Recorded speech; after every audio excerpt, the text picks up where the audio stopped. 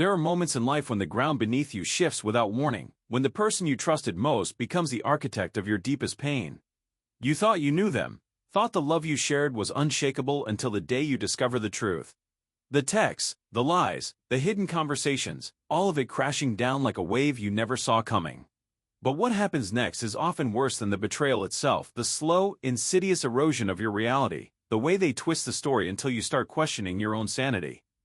At first, there are just little things, denials that don't add up, inconsistencies in their stories, a strange defensiveness when you ask simple questions. You tell yourself you're imagining it, that love means trust, so you push the doubts aside. But then the evidence becomes undeniable, and when you finally confront them, something shocking happens. Instead of remorse, instead of honesty, they turn the tables. Suddenly, you're the problem. You're too controlling, too insecure, too demanding. If only you had been better, they wouldn't have had to lie. If only you had given them more space, more attention, more something, none of this would have happened. This is gaslighting, the cruel art of making you doubt your own perception, your own worth, even your own memories. It's a form of emotional manipulation designed to keep you off balance, to make you feel like you're the one who needs to apologize, to change, to fix what they broke. And if you've ever been through this, you know how disorienting it is, how it makes your heart race and your mind spin, how you lie awake at night wondering if maybe, just maybe, they're right. But here's the truth: you are not crazy. You are not the villain in this story. Betrayal is not your fault. The moment someone chooses to deceive you, to step outside the boundaries of your relationship, that is their choice, not yours. No amount of imperfection on your part justifies dishonesty. Love doesn't manipulate. Love doesn't blame. Love doesn't make you question your own reality. So if you're standing in the wreckage of a broken trust, if you're exhausted from defending your own feelings, if you've been made to feel like the guilty one when all you did was love someone, take a deep breath. This pain will not last forever. The confusion will fade. The weight of their words will loosen its grip on you. Because the greatest act of rebellion against gaslighting is to trust yourself again. To reclaim your truth. To stand firm in the knowledge that you deserve honesty, respect, and love that doesn't come with conditions or mind games. Healing begins the moment you stop accepting blame for wounds you didn't inflict. It starts when you stop trying to convince someone of your worth when they've already shown you they don't value it. You are not responsible for their choices. You are only responsible for your own, and choosing yourself, choosing peace, choosing to walk away from manipulation, is the bravest thing you can do. One day, you'll look back on this chapter not with anger, but with clarity. You'll see how strong you were for surviving it, how much you grew by refusing to lose yourself in their distortions. And most of all, you'll realize that the love you thought you lost was never the love you truly deserved. The right love won't make you question your sanity. It won't leave you begging for the truth. It will be steady, honest, and sure, just like the person you're becoming. So hold on. Keep going. Trust that the best is yet to come. Because the moment you stop carrying the weight of someone else's lies is the moment you finally become free. The betrayal didn't come all at once. It was a slow unraveling, like a thread pulled loose from a sweater, unnoticed until the entire garment began to fall apart. At first, it was small things: glances held a second too long, conversations that ended abruptly when I walked into the room, excuses that felt just a little too rehearsed. I told myself I was imagining things, that trust was the foundation of any relationship, and I had no reason to doubt. But the unease settled in my chest like a weight, growing heavier with each passing day. I remember the moment I knew for sure. It wasn't dramatic, no shouting, no tears, not at first. Just a text left open on their phone, a name I didn't recognize, words that shouldn't have been there. My hands shook as I read, my mind racing to make sense of it, to find some explanation that didn't lead where I knew it would. But there was no other way to interpret it. The truth was right there, undeniable. The worst part wasn't even the betrayal itself, it was the way everything else suddenly made sense. The late nights at work, the sudden interest in new hobbies, the emotional distance I'd blamed on stress. All of it had been leading here, and I'd been too blind, too trusting, to see it. I sat there for a long time, staring at that screen, feeling the ground shift beneath me. The person I thought I knew, the future I thought we were building, none of it had been real. When I confronted them, their reaction was almost worse than the lie. No anger, no denial, just a quiet resignation, as if they'd been waiting for this moment, relieved it was finally out in the open. They didn't even try to explain, just offered half-hearted apologies that felt more like pity than remorse. And in that moment, I realized the person I loved was already gone, if they had ever existed at all. The days that followed were a blur. I moved through them like a ghost, going through the motions of life without really living. Friends offered sympathy, told me I deserved better, that time would heal the wound. But grief doesn't follow a schedule. Some days, I was furious at them, at myself, at the universe for letting this happen.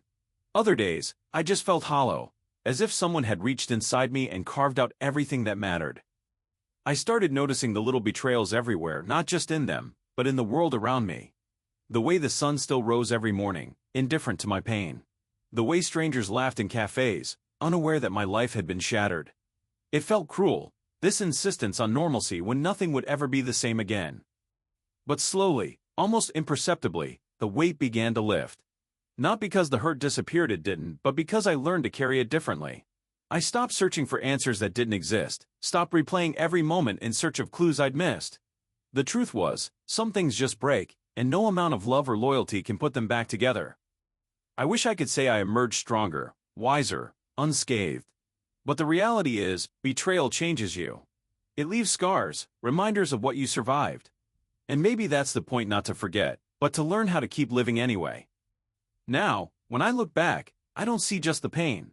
I see the moments of unexpected kindness, the friend who showed up with coffee and no questions, the quiet mornings when the world felt peaceful again, if only for a little while. I see the parts of myself I rediscovered, the strength I didn't know I had. The betrayal will always be part of my story. But it's not the whole story. And maybe, in the end, that's enough. The weight of their betrayal settled into my bones like a slow, creeping frost.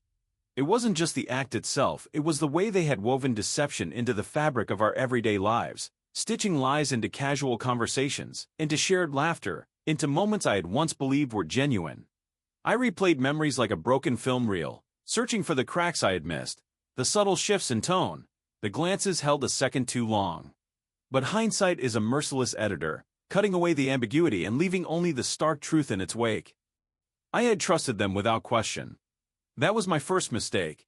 Trust, I've come to realize, is a fragile thing, not because it's easily broken, but because once shattered, the pieces are too fine to ever fully reassemble. The betrayal didn't just hurt, it rewired something in me, altering the way I saw not just them, but everyone else. If they could do it, who else was capable? The question lingered like a shadow, stretching long and dark across every relationship I had. The details of their deceit were almost mundane in their cruelty. A lie here, an omission there, small betrayals stacked like bricks until they formed an impenetrable wall between what I thought was real and what actually was. I wondered when it had started. Was there a single moment they decided to deceive me, or had it been a gradual erosion, a slow giving in to some hidden resentment or selfish desire? The not knowing gnawed at me. I wanted a clear villain, a defined moment of treachery I could point to and say, there. That's where it all went wrong. But life is rarely that neat.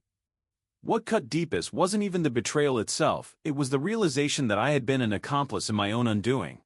I had handed them the knife, smiling, never suspecting they would one day turn it against me.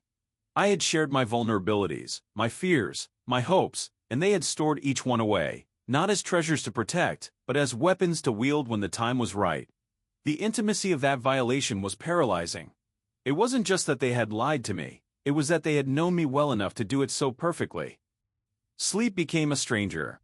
Nights were spent staring at the ceiling, my mind looping through scenarios, confrontations I would never have, apologies I would never receive. I imagined them laughing at my naivety, mocking my trust, and the humiliation of that thought burned worse than anger. Anger, at least, would have been clean. But what I felt was something murkier, a sickening blend of grief and shame, as if their betrayal had revealed some fundamental flaw in me. Had I been too trusting? Too blind? Too easy to deceive? I tried to rationalize it, to find some explanation that would make it all make sense. Maybe they had their reasons. Maybe I had failed them in some way, pushed them to this. But that line of thinking was a trap. It shifted the blame onto my shoulders, absolving them of their choice. And it was a choice. They could have walked away. They could have spoken the truth. Instead, they chose the coward's path, the slow bleed of deception rather than the clean break of honesty. The worst part, a piece of me still cared. Despite everything, some stubborn, foolish part of my heart refused to let go entirely. I hated that part of myself. It felt like weakness, like a betrayal of my own dignity. How could I still mourn the loss of people who had treated me with such disregard? But emotions aren't logical. They don't follow rules or respect boundaries. They simply exist, relentless and inconvenient, long after the mind has accepted the truth. Time passed, as it always does. The raw edges of the wound dulled, but the scar remained a permanent reminder of what had been taken from me. Not just trust, but a piece of my ability to believe in people without reservation. I told myself I had learned a lesson, that I would never be so careless again. But that wasn't entirely true. The real lesson wasn't about guarding myself against betrayal. It was about accepting that betrayal is always a possibility, and choosing to trust anyway. Because the alternative, living in constant suspicion, building walls so high no one could ever climb them, was no way to live at all. They had taken something from me, yes. But they hadn't taken everything. And that, in the end, was what mattered. The betrayal settled into my bones like a slow-acting poison, seeping into every crevice of my thoughts until I could no longer distinguish between what was real and what had been carefully constructed to deceive me. At first, I tried to rationalize it. Maybe there had been a misunderstanding, some twisted set of coincidences that made things appear worse than they were. But the evidence was undeniable, laid out before me in a way that left no room for doubt. The person I had trusted most, the one who had seen me at my most vulnerable, had been orchestrating my undoing all along. I replayed every conversation, every shared silence, every moment of supposed sincerity, searching for the cracks I had missed. They were there, of course, subtle but unmistakable in hindsight: the hesitation before answering certain questions, the way their eyes flickered away just a fraction too long when they spoke of loyalty. I had ignored the signs, dismissed my own instincts in favor of blind faith. Now, I was paying the price for that naivety. The worst part wasn't even the betrayal itself, it was the realization that I had been an active participant in my own deception. I had handed over my trust willingly, eagerly even, because the alternative, distrust, isolation, had seemed far worse. I had wanted so badly to believe in them that I had silenced every whisper of doubt, buried every suspicion beneath layers of forced optimism. And they had known. They had counted on it. Sleep became impossible. Nights stretched endlessly, my mind circling the same questions like a vulture over carrion. Why had they done it? Had any of it been real, or was I just a means to an end from the very beginning? The answers, if they existed at all, were locked away behind a wall of carefully constructed lies, and I wasn't sure I even wanted to uncover them. Some truths, once known, can never be unlearned. I withdrew from everything: friends, obligations, even the simple routines that had once given my days structure. The world outside felt too sharp, too loud, every interaction laced with the potential for further betrayal. I questioned everyone's motives, even those who had never given me reason to doubt them. Paranoia became a second skin, tight and suffocating. There were moments, fleeting but potent, when anger surged through me like wildfire. I wanted to confront them, to demand answers, to make them feel even a fraction of the hurt they had inflicted. But what would that accomplish? The damage was done. No explanation could stitch back the trust they had shredded. No apology could undo the fact that they had looked me in the eye and lied without hesitation. So I let the anger fade into something quieter, heavier, a deep, unshakable grief for the relationship I had thought we had. It was a loss, in its own way, as tangible as any death. The person I had believed in didn't exist. Or maybe they had, once, and had chosen to become someone else entirely. Either way, the version of them I had loved was gone. Time passed, as it always does, though the weight of it didn't lessen so much as change shape. I stopped searching for answers. Stopped replaying the past like a broken record. The betrayal didn't define me, but it did reshape me, carving out new hollows and hardening edges that had once been soft. I learned to trust again, slowly, cautiously, though never with the same reckless abandon as before. And as for them? They faded, as all things do. Not into forgiveness, some wounds don't deserve that, but into irrelevance. The sharp sting of their betrayal dulled into a dull ache, then into nothing more than a scar, proof that I had survived. But survival, I've come to realize, is not the same as healing. Healing would imply that the pain is gone, that the damage has been undone. That's not how betrayal works. It lingers, a shadow at the edge of your vision, a whisper in the back of your mind. You learn to live with it, to move forward despite it, but it never truly leaves you. And maybe that's the lesson: not to avoid betrayal at all costs, but to accept that it is a risk inherent in every act of trust. To love, to confide, To be vulnerable is to open yourself up to the possibility of devastation. But to close yourself off entirely, that's its own kind of destruction. So I carry it with me, this knowledge, this weight. It doesn't cripple me anymore. It just reminds me of what was lost, of what I survived, of the person I've become in the aftermath. And in the quiet moments, when the world is still and my thoughts are loud, I wonder if they ever think of me. If they ever regret what they did. If the lies were worth the cost. But then I let the thought go. Because some questions are better left unanswered. The betrayal settled into my bones like a slow-acting poison, creeping through my veins with every heartbeat. At first, I tried to rationalize it. Maybe there had been a misunderstanding. Maybe I had misread the signs. But the evidence was undeniable. The messages I wasn't supposed to see, the late-night absences with flimsy excuses, the way their eyes darted away from mine when I asked simple questions. The truth was a jagged thing, cutting deeper the more I turned it over in my mind. I had trusted them completely. That was the cruelest part. I had built my world around the belief that this person was different, that they saw me in a way no one else ever had. I had let myself be vulnerable, had handed over pieces of myself I didn't even realize I was giving away. And now, standing in the wreckage of that trust, I felt like a fool. Not just for believing them, but for believing in the version of us I had constructed in my head. The nights were the hardest. In the quiet dark, my mind replayed every moment, every word, searching for the exact point where things had gone wrong. Had there been a sign I missed? A shift in tone? A hesitation in their touch? Or had the deception been there from the beginning, woven so seamlessly into our story that I never stood a chance of seeing it? I wondered if they ever thought about me in those moments. If, when they were with someone else, my face flickered across their mind like a ghost they couldn't shake. Or if I had been erased so completely that it was effortless for them to move on. That thought was the most suffocating, the idea that what had meant everything to me had been disposable to them. Anger came in waves, hot and blinding, followed by a numbness so deep it was almost peaceful. I wanted to scream at them, to demand answers, to make them feel even a fraction of the pain they had caused. But I also knew it wouldn't change anything. The betrayal had already happened. No explanation could unbreak what was shattered. So I did the only thing I could. I let myself feel it. The grief, the rage, the humiliation.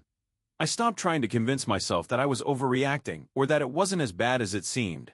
It was that bad. And I deserved to acknowledge that. Slowly, though, something else began to take root, a quiet understanding that this ending didn't define me. Their choices were theirs alone, a reflection of their character, not mine. I had loved honestly. I had trusted without reservation. That wasn't weakness, it was courage. And if they couldn't honor that, then they were the ones who had lost something irreplaceable. The healing wasn't linear. Some days, I woke up feeling lighter, as if the weight had finally lifted. Other days, the hurt rushed back like a tide, pulling me under without warning. But with time, the good days began to outnumber the bad. I rediscovered parts of myself I had forgotten, the things I loved before them, the dreams I had set aside. I learned to trust again, not just others, but myself. And one day, without even realizing it, I stopped waiting for an apology that would never come. Because the truth was, I didn't need it anymore. I had already found my way back to me. The betrayal settled into my bones like a slow-acting poison, seeping into every crevice of my thoughts until I could no longer distinguish between memory and paranoia. I replayed every conversation, every glance, every moment of silence between us, searching for the fracture I must have missed. But the truth was, I hadn't missed anything. The signs were there, I had simply refused to see them. There was a particular afternoon that haunted me. We had been sitting on the porch, the late sun casting long shadows across the wooden planks. You were quiet, more than usual, your fingers tapping restlessly against your knee. I asked if something was wrong, and you smiled, that same easy smile that had always disarmed me, and said it was nothing. Just tired. I believed you. Why wouldn't I? You had never given me a reason not to. But now, with the weight of hindsight pressing down on me, I realized that was the moment everything shifted. Your silence wasn't exhaustion. It was guilt. You were already pulling away, already making choices I didn't know about, already deciding that what we had wasn't enough. The worst part wasn't even the act itself, it was the way you let me continue loving you, fully and without reservation, while you had already checked out.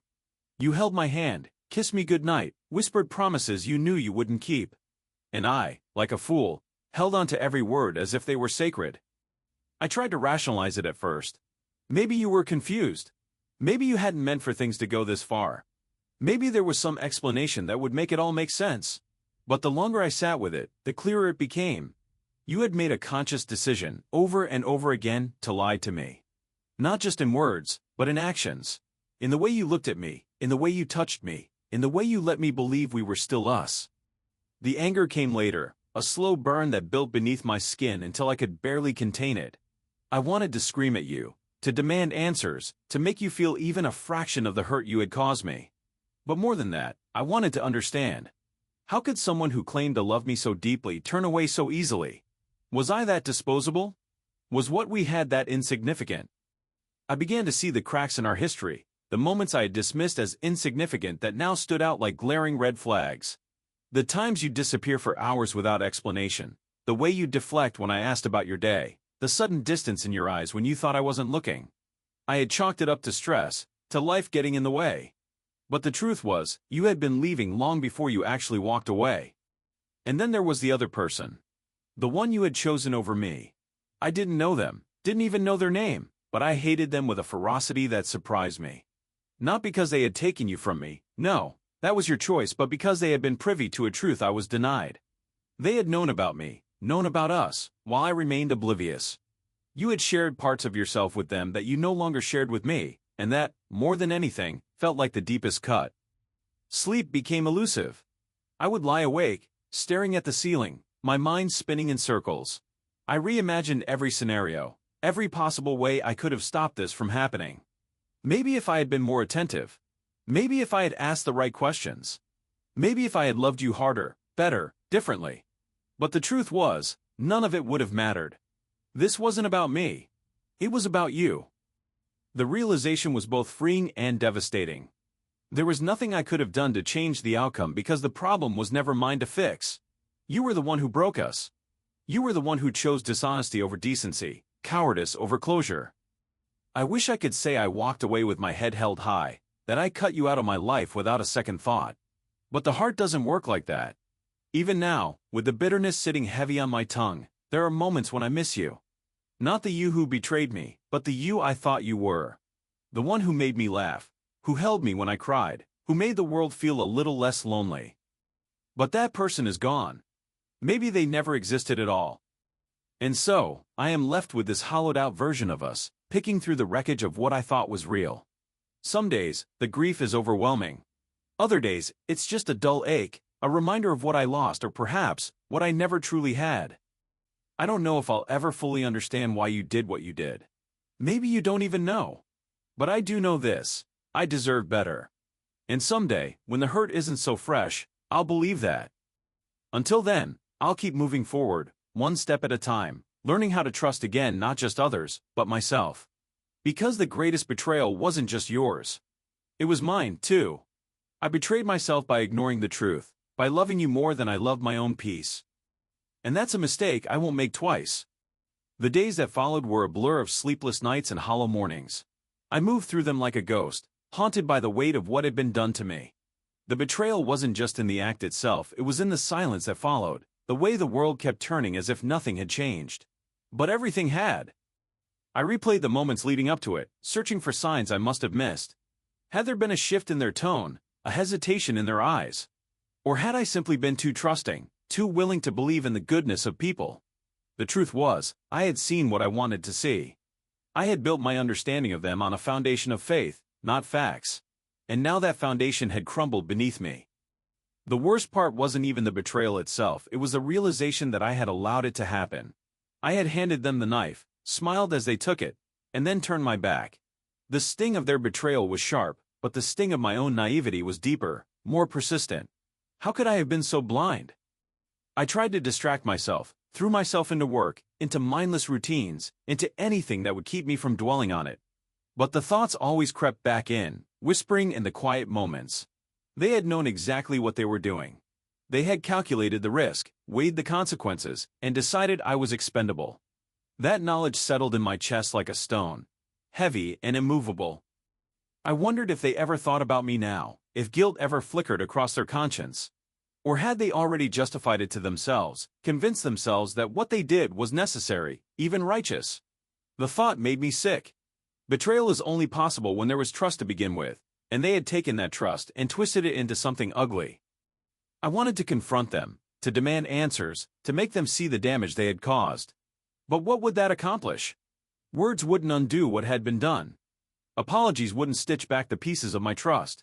The truth was, some wounds don't heal cleanly. They scar. And scars don't fade, they just become easier to ignore. So I let the anger burn itself out. I let the hurt settle into something quieter, something more manageable. And slowly, I began to rebuild. Not the same way, not with the same blind faith, but carefully, deliberately. I would never be that person again, the one who trusted without question, who loved without reservation.